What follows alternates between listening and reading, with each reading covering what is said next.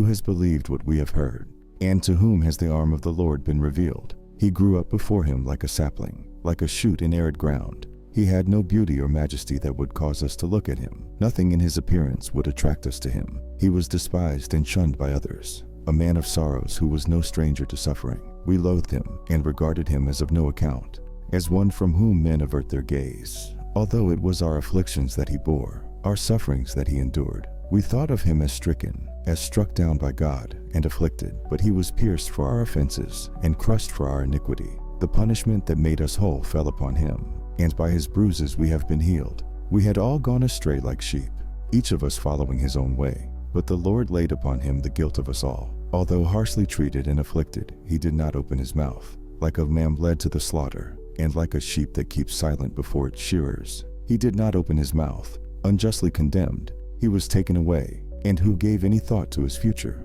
For he was cut off from the land of the living and stricken for the sins of his people. They assigned him a grave with the wicked and a burial place with evildoers. Even though he had done no act of violence, nor had he ever spoken deceitfully, yet it was the will of the Lord to crush him with pain. For if he gives his life as a sacrifice for sin, he will see his offspring and prolong his life. And through him the will of the Lord will be accomplished. As a result of his anguish, my servant will behold the light and be content. Through his humiliation he will justify many, and their guilt he will bear. Therefore, I will allot him a portion among the great, and he will divide the spoils with the mighty, because he exposed himself to death and was counted among the transgressors, even though he bore the sins of many and interceded for the transgressors. John 19. Behold the man. Then Pilate ordered that Jesus be scourged. The soldiers twisted together some thorns into a crown and placed it on his head, and they dressed him in a purple robe. They kept going up to him saying, "Hail, King of the Jews," while striking him on the face repeatedly. Once again, Pilate went out and said to the Jews, "Look, I am bringing him out to you to let you know that I find no evidence of a crime in him." Then Jesus came out, wearing the crown of thorns and the purple robe. Pilate said to them, "Behold the man." When they saw him, the chief priests and the temple guard shouted, "Crucify him! Crucify him!" Pilate said to them, "Take him yourselves and crucify him. I find no evidence of a crime in him." The Jews answered, "We have a law, and according to that law, he ought to die because he has claimed to be the Son of God." The second hearing before Pilate. Now when Pilate heard this, he was more frightened than ever. Returning to the praetorium, he asked Jesus, "Where are you from?" But Jesus offered no response. Pilate then said to him, "Are you refusing to speak to me? Do you not realize that I have the power to release you and the power to crucify you?" Jesus answered him, "You would have no authority over me at all unless it had been given to you from above. Therefore, the one who handed me over to you is guilty of a greater sin." Jesus is condemned to death. From that moment on, Pilate sought to release him, but the Jews kept shouting, "If you release this man, you are no friend of Caesar. Everyone who claims to be a king opposes Caesar." When Pilate heard these words, he brought Jesus out and seated him on the judge's bench at a place known as the Stone Pavement, in Hebrew, Gabbatha. It was the day of preparation for the Passover, and it was about noon. Pilate said to the Jews, "Behold your king." They shouted, "Away with him! Away with him! Crucify him!" "Am I to crucify your king?" Pilate asked them. The chief priests replied, "We have no king but Caesar." Then he handed him over to them to be crucified. Jesus is crucified. Then they took him away, and carrying the cross by himself, he went out to what is called the place of the skull, in Hebrew, Golgotha.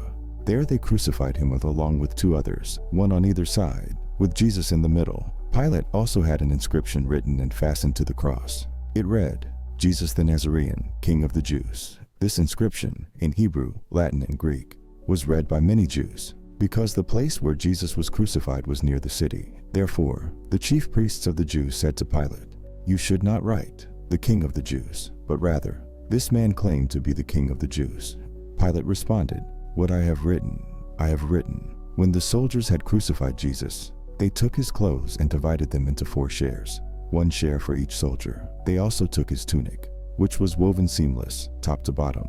They said to one another, "Instead of tearing it, let us cast lots for it to see who is to get it."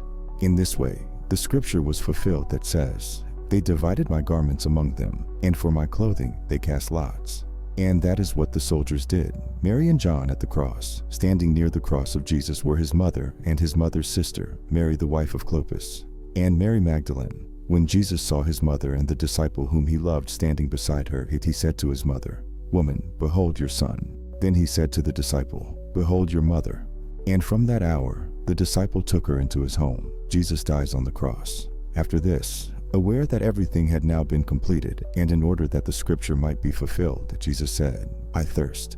A jar filled with sour wine was standing nearby, so they soaked a sponge in the wine on a branch of hyssop and held it up to his lips. When Jesus had taken the wine, he said, "It is finished."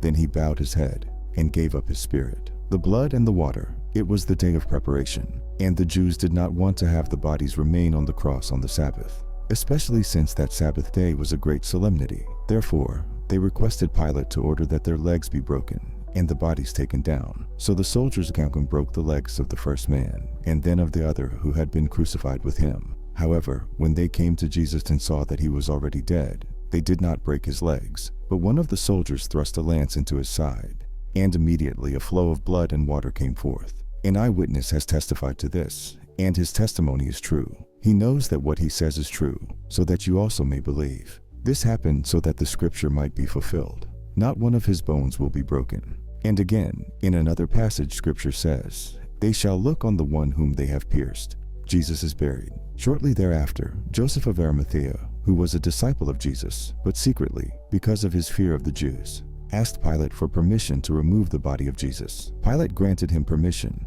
and so he came and took his body away. Nicodemus, who had first come to Jesus at night, also came, bringing with him a mixture of myrrh and aloes weighing about 100 pounds. They took the body of Jesus and wrapped it with the spices and linen cloths, in accordance with the burial custom of the Jews. At the place where Jesus had been crucified, there was a garden, and in that garden there was a new tomb, in which no one had ever been buried. And so, since it was the Jewish day of preparation, and the tomb was nearby, they laid Jesus there.